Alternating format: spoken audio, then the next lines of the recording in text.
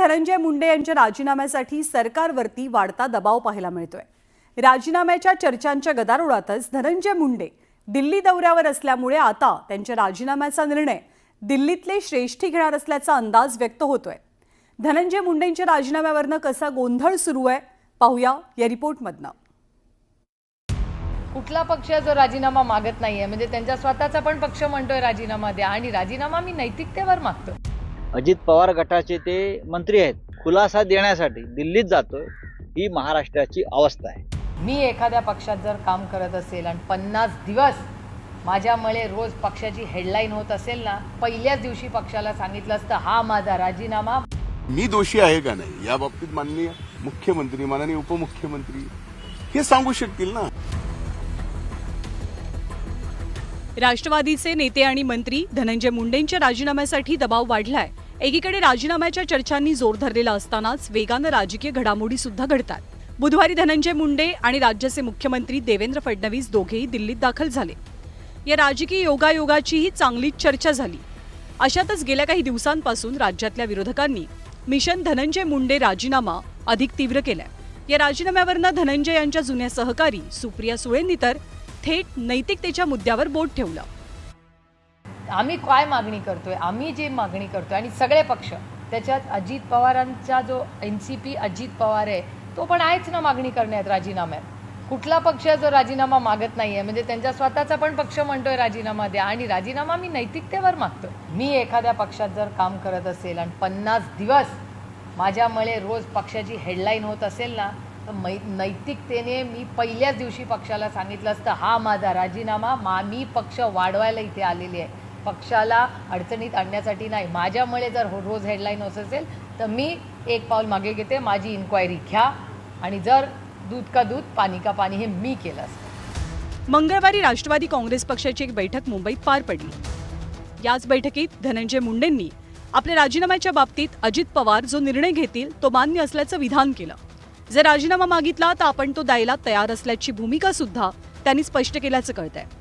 तर अंजली दमानी यांनी घेतलेली भेट आणि सादर केलेली कागदपत्र याची माहिती अजित पवारांनी सुद्धा या बैठकीत दिली।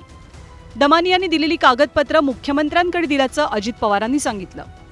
याच घडामोडींच्या पार्श्वभूमीवर दिल्लीतही धनंजय मुंडेंना राजीनाम्यासंदर्भातल्या प्रश्नांचा सामना करावा लागला, ज्यावर त्यांनी अशी काहीची भूमिका मांडली। धनंजय मुंडे या सर्व गोष्टीमध्ये माननीय मुख्यमंत्री महोदयांना, माननीय उपमुख्यमंत्री महोदयांना कुठं जर दोषी वाटत असतील तर त्यांनी राजीनामा मागावा, राजीनामा देणार। पण विषय फक्त हा काढून राजीनाम्याचा होत असेल तर या बाबतीमध्ये मी दोषी आहे का नाही या बाबतीत माननीय मुख्यमंत्री, माननीय उपमुख्यमंत्री हे सांगू शकतील ना। खरं तर धनंजय मुंडेंच्या राजीनाम्याचं प्रकरण आता भाजप पक्षश्रेष्ठींच्या दरबारी असल्याची राजकीय वर्तुळात चर्चा आहे। याच पार्श्वभूमीवर धनंजय मुंडे केंद्रीय गृहमंत्री अमित शहा आणि राष्ट्रवादीचे नेते प्रफुल्ल पटेलांनाही भेटणार का, याबद्दल राजकीय अंदाज बांधले जात आहेत। तर राष्ट्रवादीचे मंत्री दिल्ली समोर हतबल झाल्याची टीका विरोधकांकडून करण्यात येते। आपलं पद वाचवण्यासाठी शेवटी त्यांना दिल्लीतच जावं लागतं। अजित पवार गटाचे ते मंत्री आहेत, पण खुलासा द्यायला कुठे जावं लागतंय तर दिल्लीमध्ये अमित शहाकडे। त्यांच्या पक्षाचे राष्ट्रीय अध्यक्ष मुंबईत आहेत किंवा बारामतीत आहेत किंवा पुण्यात आहेत बसलेले, पण त्यांचा पक्षाचा मंत्री खुलासा देण्यासाठी दिल्लीत जातोय, ही महाराष्ट्राची अवस्था आहे।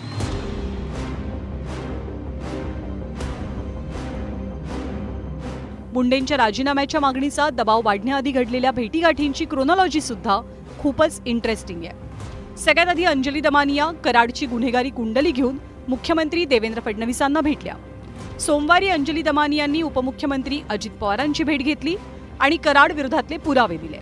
तर पवार आणि दमानी यांच्या भेटीनंतर धनंजय मुंडेंनी अजितदादा आणि देवेंद्र फडणवीस दोघांची भेट घेतली आणि यानंतर त्यांनी दिलेली प्रतिक्रिया चांगलीच गाजली।